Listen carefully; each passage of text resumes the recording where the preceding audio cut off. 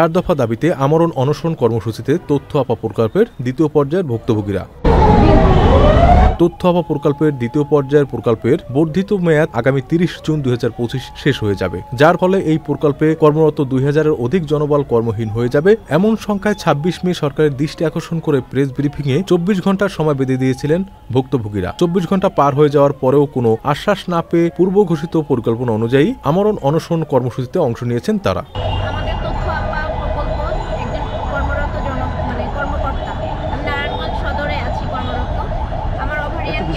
আমার 6টা কেমো দেওয়া হয়েছে এবং আমি এখনো চিকিৎসাধীন আছি।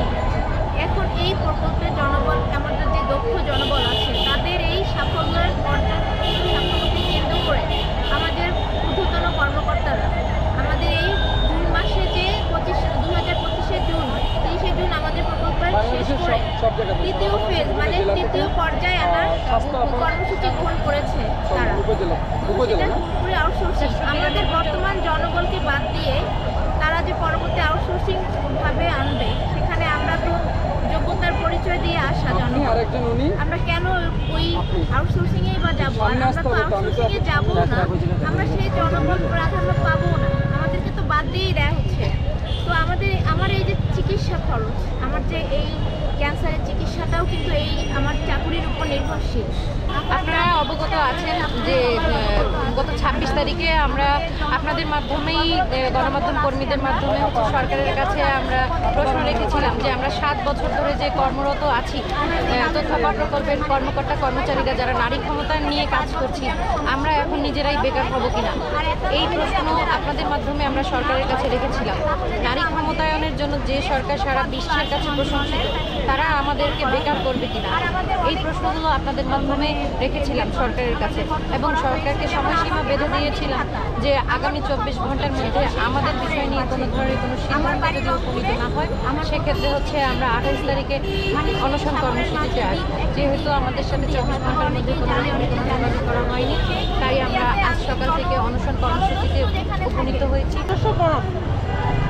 কারণ আমাদেরকে প্রথমে স্বপ্ন দেখেছিল ভালো কাজ করে রাজস্ব যাবে, এখন বলতেছে তাদের হাতে কিছু নাই। আমাদের একটাই দাবি, আমাদের রাজস্বকরণ, জনগণ সহ রাজস্বকরণ করা হোক এই প্রকল্প। যদি রাজস্বকরণ সম্ভব না হয় তাহলে দ্বিতীয় পর্যায়ে মেয়াদ বৃদ্ধি করা হোক। আচ্ছা, আমরা গত 26 তারিখে একটা প্রেস ব্রিফিং করেছিলাম, আমরা জানিয়েছিলাম 27 তারিখের মধ্যে আমাদের সাথে যোগাযোগ না করা হলে আমরা লাগাতার কর্মসূচি করব। তো সেই প্রেক্ষিতে আমরা আমাদের আমরণ অনশন কর্মসূচি শুরু করেছি।